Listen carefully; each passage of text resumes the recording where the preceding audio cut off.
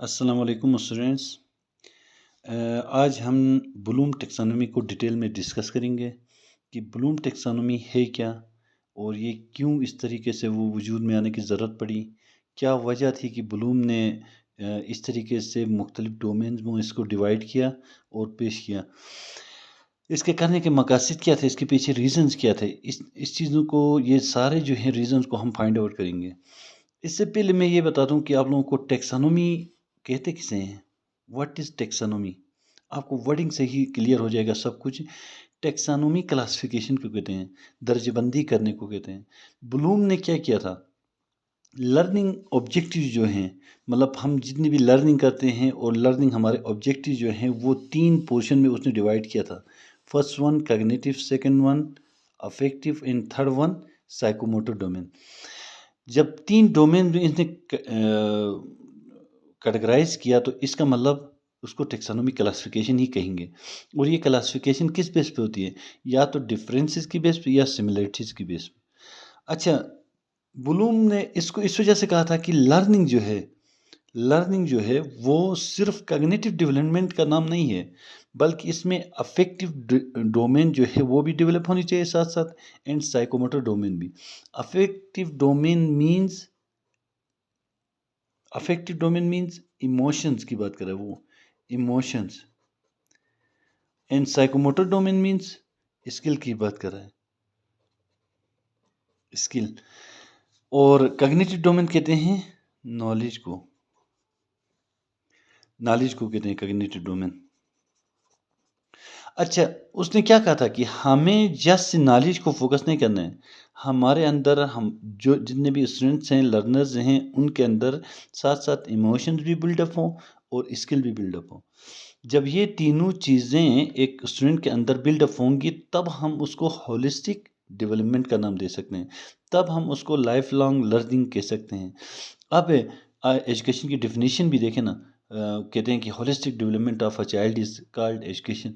Holistic development means जिसमें उसके रवैये जो हैं, एटीट्यूड जो हैं, रवैये, फीलिंग्स, वैल्यूज़ वो भी बिल्डअप हों, साथ साथ स्किल्स, उसके अंदर जितने भी फिजिकल स्किल्स हैं वो सारे वो भी बिल्डअप हों, और साथ साथ उसका थिंकिंग, मेंटल स्किल्स और नॉलेज भी उसकी बिल्डअप हो। तब जाकर होलिस्टिक डेवलपमेंट हो सकती है किसी चाइल्ड की।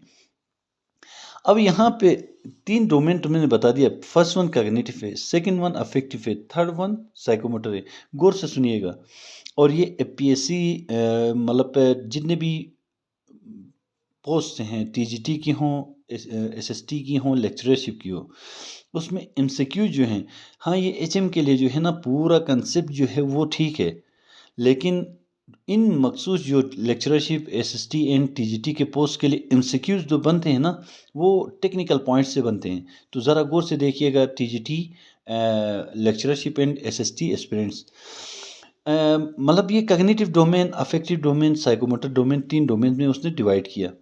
उसके बाद क्या किया, अब ये डोमेन में तो उसने डिवाइड किया था, लेकिन एक चीज़ याद रखिएगा, यहाँ कुछ नज़र आ रहा है। कॉग्निटिव डोमेन के अंडर बेंजामिन ब्लूम का नाम नज़र आ रहा है, और अफेक्टिव डोमेन के अंडर डेविड कैथरॉल का नाम नज़र आ रहा है। साइकोमोटर डोमेन के अंदर सिप्सन का नाम नज़र आ रहा है। मतलब ये क्या हुआ, उसने डिवाइड तो किया था ब्लूम ने, एक वो टेक्सोनोमी तो दिया था कि 3 किस्म के डोमेन्स हैं, एक कॉग्निटिव है, एक अफेक्टिव है, एक साइकोमोटर है। बट उसने जो काम किया था ना वो कॉग्निटिव में उसने बहुत रोल प्ले किया था। यहाँ पे ऐसा नहीं है कि सिर्फ बेंजामिन ब्लूम ने ही कॉग्निटिव डोमेन के ऊपर ऑल इन ऑल जितना भी है सब कुछ सिर्फ इसी ने किया था, नहीं। कॉग्निटिव साइकोलॉजिस्ट की एक टीम थी, कॉग्निटिव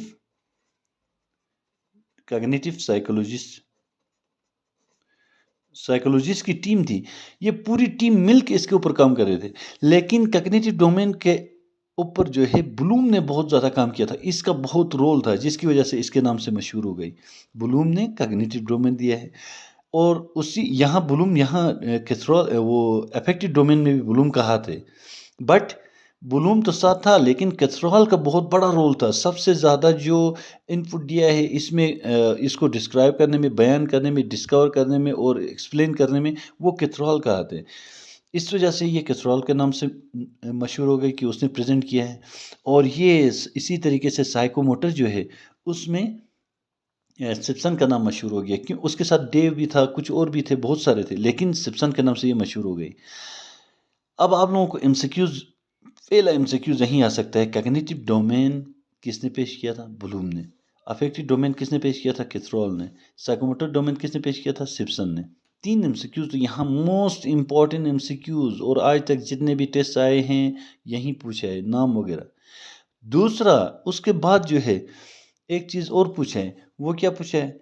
ईयर पूछा है, किस सन में उन्होंने प्रेजेंट किया है, और किस सन में अफेक्टिव डोमेन आई है, और किस ईयर में साइकोमोटर डोमेन आई है। अब एक चीज याद रखिएगा, ये ईयर लिखे हुए हैं, रट्टा लगाने हैं, रट्टे के लिए भी ना टेक्निक्स बनाओ, ताकि आप लोग हमेशा के लिए उसको याद रखो।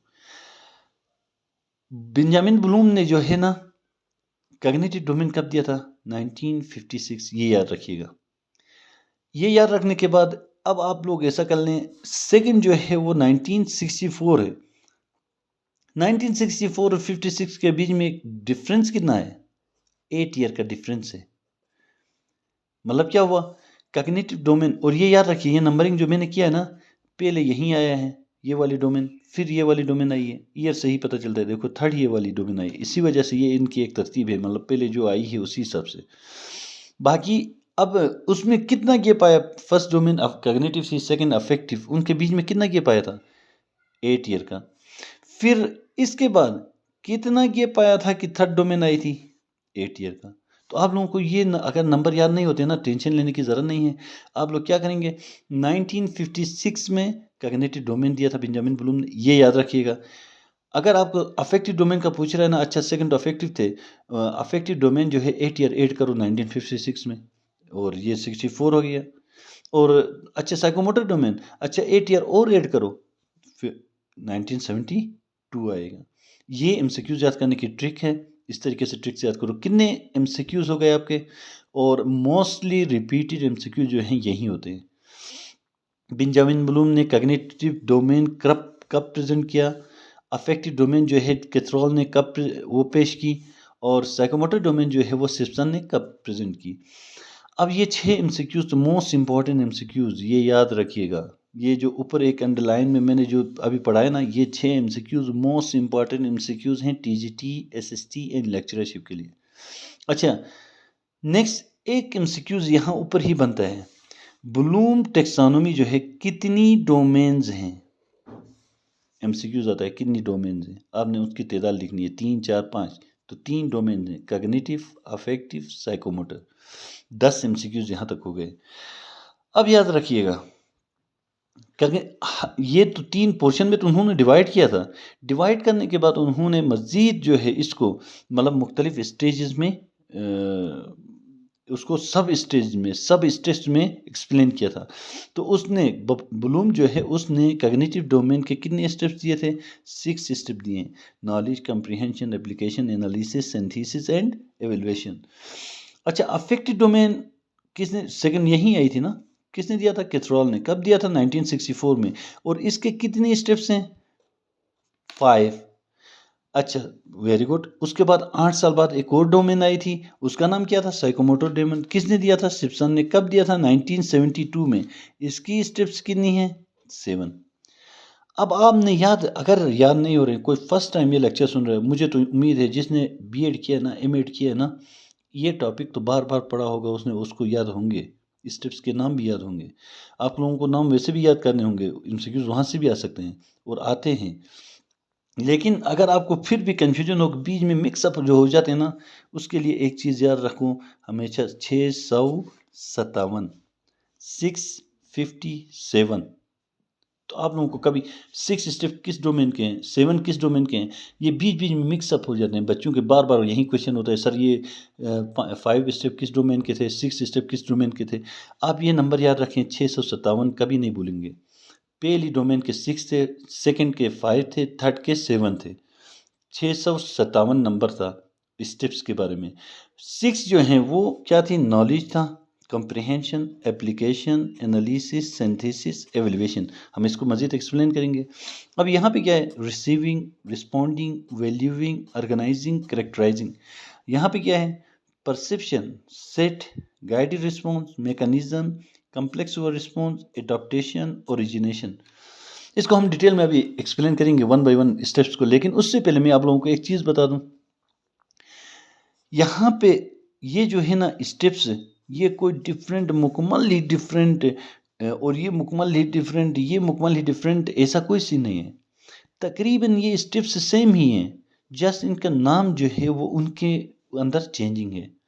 मतलब ये क्यों दिया था, कैसे दिया था, किसी भी बच्चे की लर्निंग के बारे में कहा था कि पहले बच्चा नॉलेज गेन करेगा, नॉलेज के बाद कंप्रीहेंड करने लगेगा, चीज़ों को समझने लगेगा, फिर उसको अपनी लाइफ में अप्लाई करने लगेगा। इस हिसाब से स्टेप्स में दिया था ना, सेम यहाँ पे भी यही है। पहले बच्चा रिसीव करने लगेगा और जब वो चीज़ें इसको इंटरेस्टिंग लगेंगी तो उसको रिस्पॉन्ड करने लगेगा, फिर उसको एक वैल्यू देने लगेगा, फिर उसको ऑर्गेनाइज करने लगेगा। तो यहाँ पे भी यही है। परसेप्शन, चीज़ों को ऑब्जर्व करेगा, उसके बाद रिस्पॉन्ड करेगा, विलिंगनेस शो करेगा और ऑब्जर्वेशन के बाद रिस्पॉन्ड करने लगेगा। फिर guided respond, trial and error वाले सिस्टम, मतलब वो करने की कोशिश करेगा उस चीज़ को। अब स्किल जो है प्रैक्टिस मेक्स मैन परफेक्ट वाला, वो तो आप लोगों ने सुना है ना। स्किल हमेशा प्रैक्टिस करने से आती है। तो यहाँ पे इस स्टेप में, थर्ड स्टेप में ना, वो ट्रायल एंड एरर की बेस पे वो उस चीज़ को खुद बनाने की कोशिश करेगा। बेकार गलत बनेगा, गलत होगा, फिर बनाएगा, फिर गलत होगा, फिर बनाएगा। एक टाइम ऐसा आएगा कि उसको उस चीज़ पे परफेक्शन हासिल होगी। उससे पहले एक चीज़ मैं ये बता दूं, कॉग्निटिव जो है ना हमेशा ब्रेन से रिलेवेंट है। ये डायग्राम देख के आप लोगों को जहन में यानी ये सवाल उठता होगा कि ये क्या दिया हुआ है, यहाँ दिमाग, यहाँ दिल, यहाँ हाथ। दिमाग दिल के हाथ में है, ऐसा तो नहीं है। ऐसा नहीं है। कॉग्निटिव जो है, जितना भी प्रोसेस मेंटल रिलेवेंट होते हैं ना, ब्रेन से रिलेवेंट, उसको कॉग्निटिव डोमेन कहते हैं, वो कॉग्निटिव डोमेन के अंदर आता है। अफेक्टिव जो है ना, ये इफेक्टिव नहीं है, ऐसे है, याद रखिएगा। अफेक्टिव इमोशन से ड्राइव फॉरवर्ड है, वो इमोशन को वो करता है। कौन से? एटीट्यूड, फीलिंग और वैल्यूज़। वो हमेशा इमोशन, एटीट्यूड, यहाँ इमोशन वर्ड में लिख रहा हूँ, ये याद रखिएगा। इमोशन मैंने क्यों लिखा, यहाँ नॉलेज मैंने क्यों लिखा, ये मैंने जानबूझ किया वो बुक को गंदा करने के लिए या ज़्यादा मटेरियल के लिए शो करने के लिए नहीं लिखा है, ये याद रखिएगा। एपीएससी में एक एमसीक्यूज और आता है, 10 तो हमारे हो गए थे ना। कॉग्निटिव डोमेन किसको कैटर करती है? कॉग्निटिव डोमेन नॉलेज को कैटर करती है। यहाँ पे कुछ और भी वर्ड्स दिया है उसने, देखो, थिंकिंग, मेंटल स्किल, ये भी है, लेकिन एपीएससी में जो वर्ड यूज होता है ना, वो नॉलेज के बारे में होता है। अच्छा, अफेक्टिव डोमेन किसको कैटर करती है, किससे रिलेवेंट है, किसके बारे में बेस करती है? इमोशंस के बारे में। जबकि यहाँ पे एटीट्यूड भी है, ओके है, एटीट्यूड हो सकता है, फीलिंग्स भी हैं, वैल्यूज़ भी हैं, लेकिन जो वर्ड एपीएससी रिपीट करती है ना टेस्ट में, वो इमोशंस के बारे में करती है। साइकोमोटर स्किल्स के बारे में, ये स्किल्स मैंने इसी वजह से लिखा है बड़ा करके, तब आप लोगों को याद हो जाए। और ये फिजिकल एंड मोटर स्किल्स जो भी हों, स्किल्स होते हैं। साइकोमोटर डोमेन स्किल्स को कैटर करती है, उससे रिलेवेंट है, उसके ऊपर बेस करती है। अब एक चीज़ इसको याद करने के लिए ना, ये क्या है? एच, ये क्या है? एच, और ये क्या है? H, triple H, triple H. आप लोगों की ब्लूम टेक्सोनोमी जो है वो 3 एच में, ट्रिपल एच में डिवाइड है। Head, heart, hand. Head means mental, cognitive, जितने भी प्रोसेस मेंटल से रिलेवेंट है। Heart means emotions, attitude, feelings, and hand means skills के बारे में बेस करता है। अच्छा, दूसरी बात, एक इसके अलावा भी एक और चीज़ भी है, कभी आप लोग सुनोगे आस्क के बारे में। आस्क वर्ड है क्या? ASK। यहाँ पे बहुत सारों ने इस तरीके से भी उसको प्रेजेंट किया है। एक ask word, A for attitude, S for skill, and K for knowledge. Ask word से भी याद कर सकते हैं, लेकिन उससे थोड़ी तरतीब आगे पीछे हो जाती है। देखें ना, तरतीब हमारी पहले क्या आना चाहिए? नॉलेज आनी चाहिए। पहली डोमेन वो है जो 1956 में आई है। सेकंड कौन सी है? 1964 में। थर्ड है 1972 में। इस वजह से मैं इस पे फोकस नहीं कर रहा, इसको छोड़ दो। आप लोग क्या करोगे? Triple H, head, heart, hand. Sir से स्टार्ट कर लें, पहले हेड आता है, फिर हार्ट आता है, फिर हैंड आता है। इसी हिसाब से आपकी डोमेन आई है, ये याद रखें। ये डिफरेंट टेक्निक्स हैं याद रखने के लिए, हमेशा नहीं भूलेंगे आप। 657 नंबर याद कीजिएगा, 657 स्टेप्स के लिए। पहली डोमेन कौन सी है, सेकंड कौन सी है, थर्ड कौन सी है, उसके लिए पहले सर आता है, फिर दिल आता है सीने में, फिर हाथ आता है। ऊपर से स्टार्ट कर लें तो आप लोगों को खुद पता चलेंगे पहले कौन सी कॉग्निटिव डोमेन, फिर अफेक्टिव, फिर साइकोमोटर। फिर उसके बाद पहली कौन सी डोमेन आ गई, 1956 में कॉग्निटिव आ गई। पहली वो है, वो तो पता था क्योंकि पहले सर आता है। अब सर के बाद 8 साल बाद दिल आ गया 1964 में।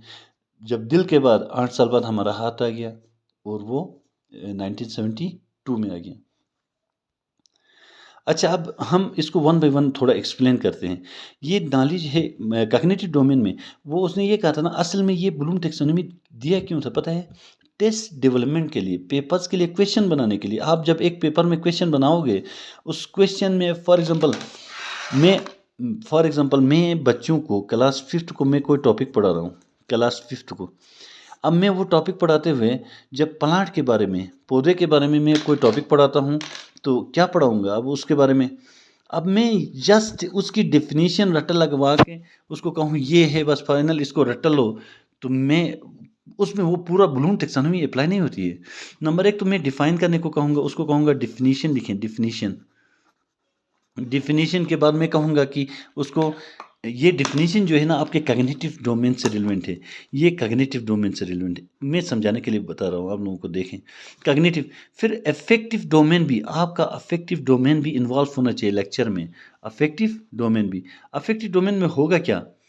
अफेक्टिव डोमेन में ये याद रखिएगा, अब आप प्लांट के बारे में पढ़ा रहे हैं, डेफिनेशन आपने पढ़ा दिया, अब यहाँ जो एग्जाम्पल दे रहे हैं ना, उसमें आप कौन सी एग्जाम्पल आप कहेंगे कि देखें ये ऑक्सीजन जो है हमें प्रोवाइड करता है, जो हमारे लिए बहुत ज़रूरी है। अगर आप इसके पत्ते तोड़ोगे तो ये तो मर जाएगा, क्योंकि इसकी भी एक लाइफ है, ये भी लिविंग में आता है। जब पत्तों में इसकी ग़िज़ा बनती है, इसकी ग़िज़ा बननी बंद हो जाएगी तो वो मुरझा जाएगा, क्योंकि क्लोरोफिल नहीं होगा। जब पत्ते आपको तोड़ मरोड़ोगे तो बगैर पत्तों के उसमें बड़ा क्लोरोफिल, वो फोटोसिंथेसिस के प्रोसेस में उसका वो बड़ा इंटरप्शन होगा, जिसकी वजह से ये मर जाएगा। और जब ये मरेगा तो लाजमी सी बात है हमारी ज़िंदगी भी सफ़र होगी, फिर वो आलूदगी फैलेगी क्योंकि ऑक्सीजन की कमी होगी, हमारे पास लंग्स के डिजीज़ क्रिएट होंगे। इस तरीके के जो आप एग्जांपल दे के लेक्चर देते हो ना, ये उनके इमोशंस को बिल्डअप कर रहे हो, मतलब उनको एक एहसास दिला रहे हो कि इस तरह के वो अच्छा नहीं है, ये बड़ी बुरी चीज़ है। किसी भी पौधे के बिला वजह पत्ते तोड़ते हैं हम, गुजरते हुए किसी भी चीज़ का ख्याल नहीं रखते हैं, ये हम इमोशंस को बिल्डअप कर रहे हैं बच्चों की। डेफिनेशन याद करो, ये पूरा नोट याद करें, यहाँ से जो लिखवा रहे हैं ना वो नॉलेज थी। उसके बाद अब इमोशन, फिर अब साइकोमोटर। और ये याद रखें, हम किसी भी साइकोमोटर साइकोमोटर डोमेन में हम क्या करते हैं, याद रखिएगा, हम किसी भी एक ही टॉपिक, अब मैं प्लांट पढ़ा रहा हूँ लेकिन उसमें मैं कॉग्निटिव डोमेन भी टच दिया, अफेक्टिव भी और साइकोमोटर भी। उसने ये कहा था कि हर टॉपिक में तीनों स्किल्स बच्चे की आप डेवलप करने की कोशिश करें, जस्ट कॉग्निटिव वो दे के छोड़े नहीं। अब साइकोमोटर डोमेन में कैसे बिल्डअप करता बच्चों की, मैं कहता draw a diagram of a plant. तो वो क्या करता है, इस तरह का पौधा बनाता। अब ये जो है ना, ये मैं जो लिख रहा हूँ ना, ये ड्रा कर रहा हूँ, ये स्किल है। ये पहले नहीं बना सकेगा बच्चा, इस तरीके का ये बनाएगा पत्ता, फिर उसको थोड़ा सा वो आ जाएगा, फिर आहिस्ता आहिस्ता से परफेक्शन आएगी। किसी भी चीज़ में आप महारत हासिल करने को कहते हैं स्किल। तो ये तीन ही चीज़ें इसमें इन्वॉल्व हो गई। देखें, अब ये पेपर डेवलपमेंट में भी उन्होंने कहा था कि आप क्वेश्चन देंगे पेपर में तो कुछ इमोशन से रिलेवेंट होनी चाहिए, कुछ स्किल से रिलेवेंट और कुछ नॉलेज से रिलेवेंट। और ये इसीलिए उन्होंने ये ब्लूम ने टेक्सोनोमी को डोमेन में डिवाइड करके प्रेजेंट किया था। अनफॉर्चुनेटली अभी भी बहुत सारे वो हैं, उसकी एप्लीकेशन में बड़े वो हैं, इश्यूज़ हैं। अब इसमें देखें बच्चे जब भी, अब हर तीन, ये तो 3 डोमेन हो गए, हर डोमेन के अंदर इनकी स्टेप्स हैं, जो स्टेप्स आगे वन बाय वन बढ़ती जाती हैं। वो कहता है कि कॉग्निटिव डोमेन फाइनल स्टेज तक पहुंचने के लिए कुछ स्टेप्स हैं। उसमें क्या, पहले बच्चे को नॉलेज, उसको पता चलेगा नॉलेज किसे कहते हैं, कि वो नॉन, यानी किसी भी चीज़ के बारे में उसको इन्फॉर्मेशन मिलेगी, जस्ट इन्फॉर्मेशन मिलेगी, उससे ज़्यादा वो कुछ नहीं जानता। उस वक्त वो कहते हैं कि वो फर्स्ट स्टेज है उसकी, वो नॉलेज कहलाते हैं। उसके बाद कंप्रीहेंशन, जो नॉलेज उसको मिली थी, फिर वो जब थोड़ा आगे बढ़ेगा और भी वो गेन करने लगेगा, तो वो कंप्रीहेंड करने लगेगा चीज़ों को। कंप्रीहेंड का मतलब कहते हैं अंडरस्टैंडिंग करने लगेगा, अंडरस्टैंड करने लगेगा, चीज़ों को समझने लगेगा। फिर उसको क्या करेगा, जो उसने नॉलेज गेन की थी, इन्फॉर्मेशन ली थी और उसको समझा था, अब वो अपनी ज़िंदगी में वो अप्लाई करने लगेगा, एप्लीकेशन स्टार्ट कर देगा उसकी। उसके बाद एनालाइज़ करने लगेगा, अप्लाई भी किया अपनी लाइफ में, और जितनी भी अब चीज़ों को वो देखेगा ना, वो क्या करेगा, एनालाइज़ करने लगेगा। एनालाइज़ का मतलब है break down. Break down break down कहते हैं कि डिफरेंट छोटे-छोटे टुकड़ों में किसी भी बड़ी चीज़ को डिवाइड करेगा। और सिंथेसिस किसे कहते हैं, फिर उन ब्रेक डाउन करके जो छोटे-छोटे चीज़ बनाया था ना, उससे एक बड़ी-सी चीज़ बनाएगा दोबारा से, एक नई, उसको कहते हैं सिंथेसिस। और इवैल्यूएशन, लास्ट में उसकी वैल्यू एंड वर्थ, ये वर्ड्स याद रखें, ये वैल्यू एंड वर्थ से जज करेगा। एवैल्यूएशन की मीनिंग वो क्या है, टू जज वैल्यू एंड वर्थ, सही है, याद रखें। ये मैंने थोड़ा सरसरी आपको बताया, ये एनालिसिस होता क्या है। फॉर एग्जांपल देखें, मैं पहले नॉलेज मुझे थोड़ी सी मिली, फिर मैं समझने लगा, फिर ज़िंदगी में अप्लाई करने लगा। जब मैं इस स्टेज में पहुंच जाता हूँ तो अडल्ट बन जाता हूँ, उसके बाद मैं बहुत सारी बुक्स पढ़ने लगता हूँ। जैसे देखें स्टूडेंट, इस वक्त हम बहुत सारी बुक्स पढ़ते हैं, और हम क्या कहते हैं, अच्छा ये बुक अच्छी नहीं है, इसमें जस्ट एक पोर्शन अच्छा है, मतलब मैं क्या कर रहा हूँ, उसको ब्रेक डाउन कर रहा हूँ। एक बड़ी बुक थी, मैं पूरी बुक की बात नहीं कर रहा, बुक को अंदर से ब्रेक डाउन कर रहा हूँ, इसका एक चैप्टर अच्छा है, इसके 2 पॉइंट्स अच्छे हैं, इसके डिवाइड कर रहा हूँ। करने के बाद दूसरी बुक के 2-3 अच्छे हैं, वो बाकी सही नहीं है, तीसरी बुक के 2-3 अच्छे हैं, बाकी सही नहीं है। अब जो अच्छे हैं मैं उनको गैदर करूँगा, जो अच्छे पॉइंट्स नहीं हैं, जो मेरा इंटरेस्टिंग टॉपिक्स नहीं है, उनको छोड़ दूँगा, और जितने भी इंटरेस्टिंग पॉइंट्स हैं तो वो मैं कलेक्ट करूँगा, तो मेरे अंदर एक बिल्डअप होगा वो सब कुछ। फिर मैं क्या करूँगा, उन सबको मिलाकर अपनी एक बुक पब्लिश करूँगा। तो क्या हुआ, ये अलग अलग बुक के कुछ 1-2 पॉइंट थे जिनको मैंने डिफरेंट उससे गैदर किया था, लेकिन उन सबको इकट्ठा करके एक नया सा मैंने प्रेजेंट किया, जिसको सिंथेसिस कहते हैं। और फिर उसके बाद उसकी वैल्यू और वर्थ जज करते हैं। अब सेम कहानी यहाँ पे अफेक्टिव डोमेन में देखो। रिसीविंग में हम क्या करते हैं, रिसीविंग मीन्स, याद रखिएगा, जितने भी आवाज़ें हैं, जितने भी बोलचाल है, वो आपके कानों से टकराती है। अब आप रिस्पॉन्ड सिर्फ उसी को करते हैं जिसमें आप इंटरेस्ट होते हैं, विलिंग होते हैं। रिसीविंग, अभी मैं यहाँ पे बैठ के लेक्चर सुन रहा हूँ ना, तो लेक्चर में गौर से सुन के अगर मुझे कन्फ्यूजन होगी तो मैं लाजमी सी बात है, मैं क्वेश्चन क्रिएट करूँगा, हैंड रेज करूँगा, कुछ बोलूँगा, सवाल पूछूंगा, सर ये क्या, यहाँ पे तो ऐसा होना चाहिए, क्या ऐसा नहीं है। ये कब, जब मैं इंटरेस्ट हूँ। वरना बहुत सारे स्टूडेंट्स देखें ना, सुकून से बैठे रहते हैं, अगर टीचर थोड़ा सा कन्फ्यूजन हो गई, उसको क्लियर नहीं हुआ, तो टीचर को ये ज़हमत देने की कोशिश नहीं करते हैं, सर यहाँ, क्योंकि वो इतना इंटरेस्ट नहीं होता है, उससे उनका इंटरेस्ट शो होता है कि कितना इंटरेस्टेड वो हैं उस टॉपिक पे, उस लेक्चर पे, उस सब्जेक्ट पे। सेम कहानी यहीं पे, यहाँ किसी भी चीज़ में आप जितना भी इंटरेस्टेड होंगे, आपके कानों से टकराएगा, लाजमी सी बात है। अगर इंटरेस्टेड होगा आपका, तो आप उसमें रिस्पॉन्ड करेंगे, पॉजिटिव वे में दे दें या नेगेटिव, उसके अपोजिट में जाएं या उसके फेवर में जाएं, वो मैटर नहीं करता है, आप रिस्पॉन्ड करेंगे, ये कहता है। फिर उसको आप एक वैल्यू देंगे, अच्छा है तो उसको एक वैल्यू दे के वो एक उसके लिए एक वर्थ देंगे कि नहीं ये बहुत इंपॉर्टेंट है, ये बहुत अच्छा है, फिलहाल है। और उसके बाद क्या करेंगे, जितने भी इस तरह के वो हैं वैल्यूएबल चीज़ें हैं, उनको ऑर्गेनाइज करके एक गैदर करेंगे, ऑर्गेनाइज करेंगे। फिर कैरेक्टराइजिंग का मीन्स क्या है, अडॉप्ट करना, अपनी लाइफ में अडॉप्ट करेंगे, और हम करते भी यही हैं। मसलन कोई भी चीज़ जब हम रिसीव करते हैं तो फिर उसके बाद रिस्पॉन्ड करते हैं, जब इंटरेस्टिंग हो तो हम आर्ग्यू भी करते हैं, नहीं ये इस तरह का है, ये ऐसे है। और उसके बाद वो जो चीज़ है अच्छा हमारी पसंद की है, तो हम उसको एक वैल्यू भी देते हैं। और जितने भी चीज़ें हैं, हम वो जो कहते हैं ना, दूसरे में उसमें ये क्वालिटी बहुत अच्छी थी, मैं उससे इंस्पायर हो गया, मेरी ख्वाहिश है वो मेरे अंदर हो, काश। हम जो ये क्या कहते हैं, ये है करेक्टराइजिंग। उसने उसकी एक वैल्यू इस तरह की, इखलाक का बहुत अच्छा था, आनिस था, ईमानदार था, बोलचाल शरीफ था, जितने भी हम वर्ड्स यूज़ करते हैं ना, वो सारी जो क्वालिटीज़ हैं ना, वो इमोशंस हैं उसकी, जस्ट कोई क्वालिटीज़ वो वही सेम इमोशन को रिफ्लेक्ट करती हैं। वो हम क्या करते हैं, उसको एक वैल्यू देते हैं, ये तो बहुत अच्छी क्वालिटी का मालिक है, उसकी इखलाक बहुत अच्छा है, उसके वो आनिस ईमानदार बहुत अच्छा है, वो उनको एक वैल्यू बहुत अच्छा है ना, ये बहुत अच्छा, ये हम वैल्यू दे रहे हैं, तब ये वर्ड यूज़ करते हैं। और जितनी भी वैल्यू देते हैं ना, उनको ऑर्गेनाइज करने के बाद हम अपनी लाइफ में अडॉप्ट करते हैं और करेक्टराइजिंग करते हैं। फाइनल हम उन वैल्यूज़ को एडॉप्ट करते हैं। साइकोमोटर डोमेन में क्या है? परसेप्शन है। परसेप्शन में क्या करते हैं? ऑब्जर्व करते हैं चीज़ों को, हम बैठ के देखते हैं। इसमें स्किल की बात हो रही है, ये याद रखिएगा। ऑब्जर्वेशन का मतलब क्या है? कोई काम कर रहा है, फॉर एग्जांपल हम जस्ट दुनिया में जितने भी काम हो रहे हैं ना, हम जहाँ पे भी हैं अपने इर्द गिर्द के काम जो हो रहे हैं वो तो लाजमी सी बात है हम देख रहे हैं ना। उसके बाद सेट का मतलब है विलिंगनेस शो करते हैं। किसी चीज़ में लाजमी सी बात है जो हमें इंटरेस्ट लगेगा उसमें हम टांग लड़ाने की कोशिश करेंगे। अब वो क्या करेंगे? फॉर एग्जांपल मैंने एक एग्जांपल पिछली बार फिजिकल क्लास में भी मैंने दिया था कि एक कारपेंटर है, कारपेंटर अपना काम कर रहा है। जब कोई बच्चा देखेगा, अडल्ट भी देखेगा, अडल्ट को भी ये ख्वाहिश होती है कि देखो ना, जब वो औजार छोड़ के इधर उधर कहीं चला जाता है उसके औजार से स्टार्ट हो जाते हैं खुद से बनाना। वो क्या है? वो विलिंग है उस चीज़ को, वो इंटरेस्टिंग लगता है उनको, इसी वजह से वो स्टार्ट करते हैं। वो भी चाहते हैं इस तरह की कोई चीज़ बनाएं।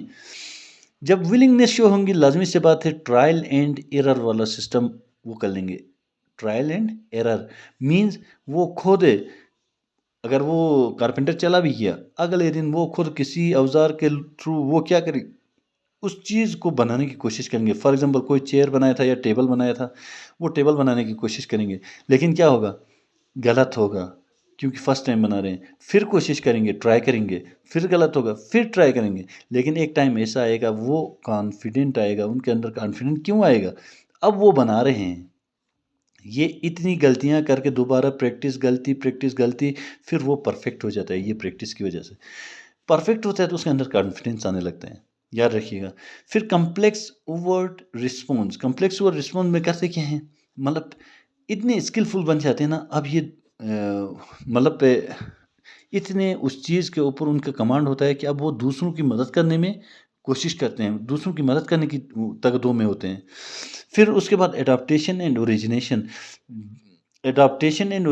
मतलब अब जो कम्पिटेटिव एक दौर होता है उसमें आप अक्सर देखें ना, हर कारपेंटर ये चाहेगा कि मैं एक ऐसा चीज़, मसलन दरवाज़ा बनाना है, टेबल बनाना है, मैं एक ऐसा टेबल बनाऊं, उसका डिज़ाइन थोड़ा इस तरीके का दे दूं कि सारे मुझे ही बुलाएं मार्केट में, सारे कारपेंटर को वो जो हैं वो पीछे छोड़ दूं मैं। हर एक यही कोशिश करता है, चाहे वो डिज़ाइनर हो। हर डिज़ाइनर यही सोचता है कि मैं इस बार ऐसे कपड़ों का एक डिज़ाइन दे दूं कि सारे डिज़ाइनर जो हैं वो पीछे रह जाएं। अब वो डिज़ाइन में तो सारे एक्सपर्ट हैं, लेकिन करते क्या हैं? सिंपल वहीं एक्सपर्ट हैं, डिज़ाइन दे रहे हैं, लेकिन हर एक की कोशिश होती है कि दूसरे से मैं अच्छा दे दूं।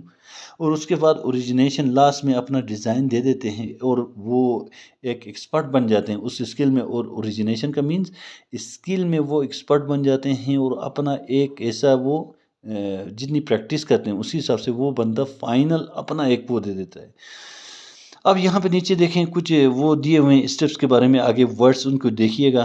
लेकिन एक चीज़ मैं आप लोगों को बता दूं, वो ये है कि कॉग्निटिव डोमेन, बाकी दोनों हो गए। कॉग्निटिव डोमेन में थोड़ी सी डिस्कस मैं करना चाहूँगा कि कॉग्निटिव डोमेन जो है ना, मतलब कॉग्निटिव डोमेन 2001 में रिवाइज हुई है, बाद में एंडरसन ने रिवाइज किया। किसने? ये याद रखिएगा, अगर कहीं पूछे, अभी आज तक तो पूछा नहीं है।